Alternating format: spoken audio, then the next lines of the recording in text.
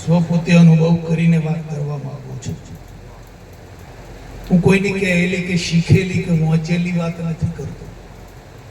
અને એનું જે પ્રમાણ છે, જે મેં સ્વ અનુભવ કર્યો એનું પ્રમાણ આપણા બાપુની પ્રણાલિકા સાથે સરખાવી અને પછી કહેવા માંગુ છું.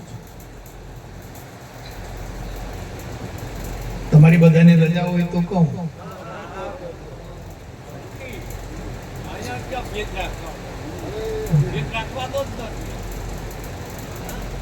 હવે એક વિચાર કરો કે આ શરીર ચેતન વડે ચાલે છે, બરાબર? તો આ ચેતન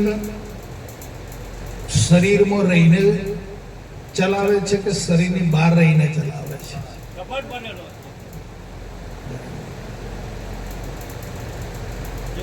અમારો પ્રશ્ન શું છે બાપુ, એ પહેલા સમજો. અમારો પ્રશ્ન પહેલો શું છે એ તમે જો.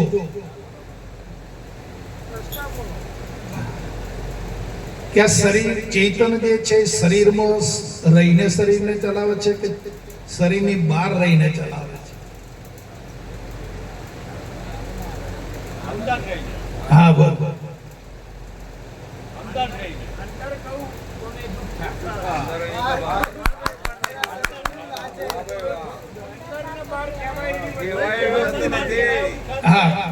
કહેવાય એવું નથી. તમારા અનુભવમાં તમે શું લાયા? ભલે બોલા કહેવાય એવું નથી, પણ તમારા અનુભવમાં તમે શું લાયા? કહેવાય એવું નથી. ચલો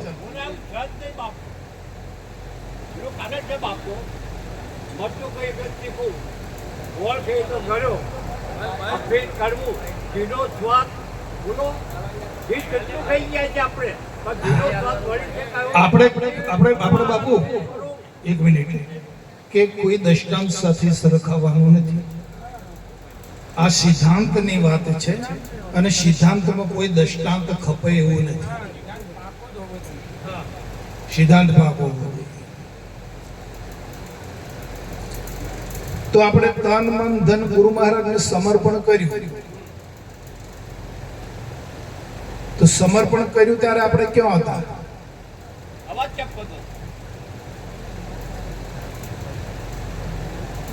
સમર્પણ કર્યું તન મન અને ધન, બરાબર? ખૂબ ખ્યાલ રાખો. આપણે નિદાન પાકું કરવાનું છે. હું મારા સ્વ અનુભવની વાત કરું, કદાચ હું જાતે ખોટો પણ હોઈ શકું, એવું નથી. આ તો સંતોની સામે મેં મૂકી છે.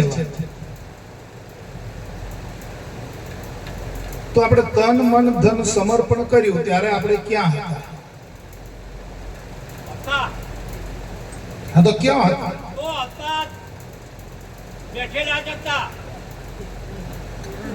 શરીર તો હતું નહીં, ત્યારે ક્યાં બેઠેલા હતા? હવે આપણે બહુ જાજુ ફેલા ફેદ નહીં કરી. હતા તો ખરા ને? હતા તો ખરા ને? બહુ હતા.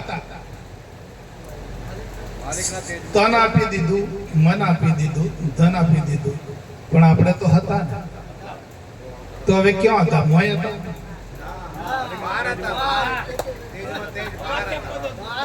બાપુ અવચન બવચન વાત, આપણે સમજણની વાત કરું છું. હું સમજની વાત કરું છું. હું સમજની વાત કરું છું. જે મેં અનુભવ કર્યો છે એની વાત. આપણે તન આપી દીધું અને બાપુજીએ ટકોર પણ કરી કે વાલા આપનારો છે કે રહ્યો કે ગયો? તો કે છે, એવું પણ બાપે ટકોર કરી હતી ને. તો એ આપનારો જે છે એમાં તો દેહમાં હતો. હવે નિર્ધાર કરો, નક્કી કરો. બરાબર? હારું. તો તમારી હાજરીમાં બાપાએ ત્રિકુટી ખોલી. નામ, રૂપ અને ગુણ, જીવ, ઈશ્વર અને માયા. કે ભાઈ તું આ ખરો.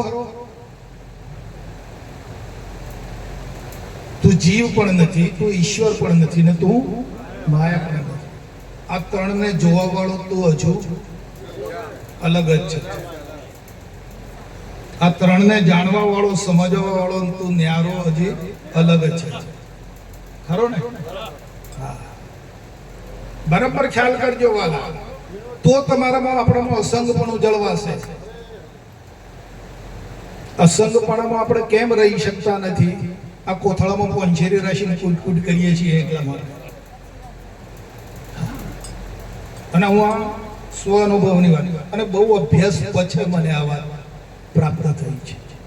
આના માટે મેં ખૂબ સાધના કરી, ત્યાર પછી હું આ પદ ઉપર આવ્યો છું. આ તો તમને સહેજમાં આપી દઉં છું ને, એટલે તમને આની કિંમત નહીં આવી. પણ તમે પોતે કરી જોજો આ વાત, એટલે તમને, હા, તમે પોતે આ વસ્તુને પ્રાપ્ત કરી લેજો, પછી તમને ખબર પડશે કે ક્યારે પ્રાપ્ત થાય. સારું, એથી બાપુ આગળ લઈ ગયા. મેં ભેગા તો નતા, નામમાં કે રૂપમાં કે ગુણમાં તો નતા ને. પછી અહીંથી બાપા ઉપર લઈ ગયા પાંચમા પદમાં. તો તમને બધું બતાવ્યું બાપાએ, વ્યાપકતાનું બધું દર્શન કરાવડાવ્યું. તો તમે તો દર્શન કરવા વાળા, તો તમે તો મોય છો.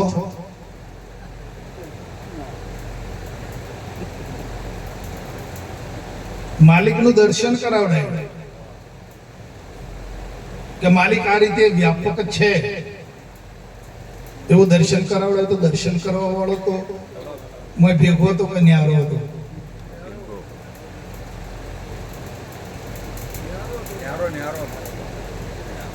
જો ભેગો હોય તો કોણ કોને જોવે? હા, ને કે બરાબર. હારું, બાપાએ પછી નીચે ઉતારે તો તમારી સમક્ષ બનાવી વાત કે ભાઈ તમારી પાસે કઈ સાધન નથી, ના હું સાધન બનાવું છું. બાપાએ સાધન બનાવ્યું, તો તમારી સમક્ષ બનાવ્યું ને, તો તમે મોય છો કે બહાર?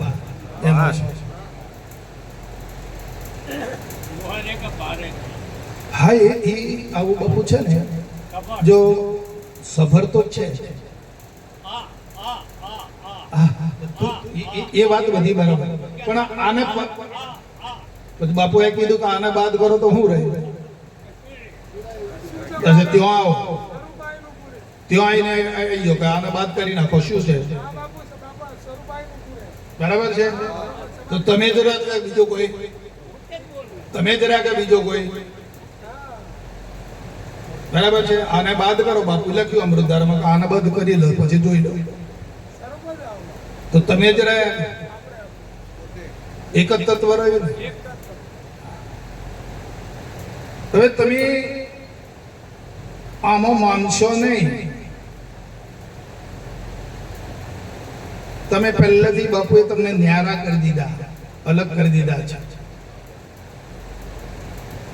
બાપુના બોધની કળાને બરાબર સમજો. બાપુજી કહે છે પાછા અમૃતધારા વાલા, મહાપરાણે તમને અંદર બહાર કાઢ્યા.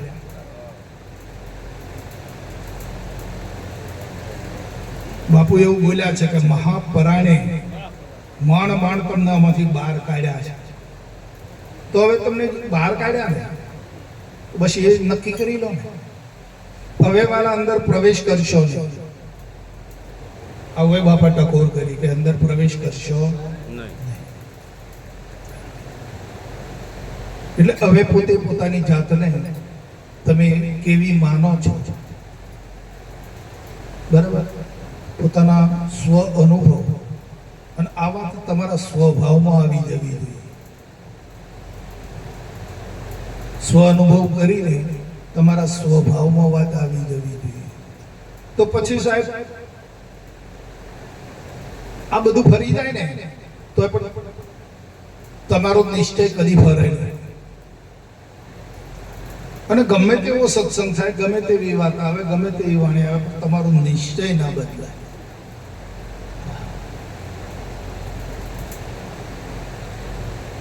તમે પોતે પોતાને બરાબર નક્કી કરી લો. તમે વચ્ચે બોલ્યા હતા, તમે તમારા નિજાનંદમાં આવી જાઓ. પણ આપણે શું કરીએ, આ બાપાએ જે એમ અમારે ભેગું નાખીએ છીએ. ભેગું ના કરો, અંદર સ્વરૂપમાં લાવશો નહીં આ વાત. બાપા તો કહે છે કે તમને બહાર કાઢી દીધા. કરશન દાદા કહેતા ને તું બધું પડતું મૂકી દીધા, બધા કચરા પટ્ટી બધી બહાર નીકળે એમ કહેતા હતા ને, તો બાપાએ તો બહાર કાઢીને મૂકી દીધા છે. તમારે તમારું દર્શન કરવું હોય ને તો જે બાપાએ સ્થિતિ આપી ને એ સ્થિતિમાં જોઈ લેવું. હા, એ પ્રાપ્ત કરવું, એ દ્રષ્ટિ લાવવી પડશે. બોલો સદગુરુ મહારાજ.